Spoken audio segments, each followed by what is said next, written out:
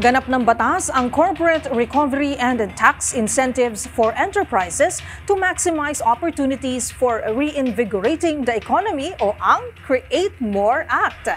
Inaasahan na magbubukas ang batas na ito ng oportunidad para sa mga negosyo at mapapalakas ang pamumuhunan sa bansa.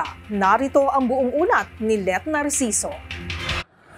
Ganap ng batas ang Corporate Recovery and Tax Incentives for Enterprises to Maximize Opportunities for Reinvigorating the Economy o Create More Act.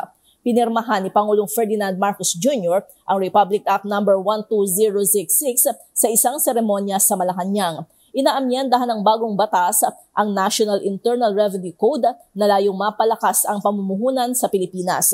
Sa ilalim nito, mas pagagandahin ang tax incentive policy para sa mga negosyo. Partikular na dito ang pagbaba ng corporate income tax rate ng registered business enterprises sa 20% mula 25%.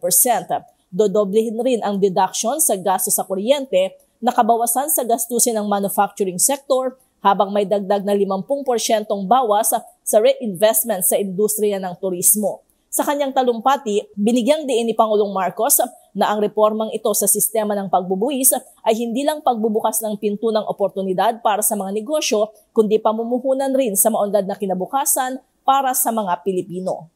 As we open new doors of opportunity, we drive businesses to reinvest their capital, build upon the workforce, and initiate a ripple effect that will be felt across generations.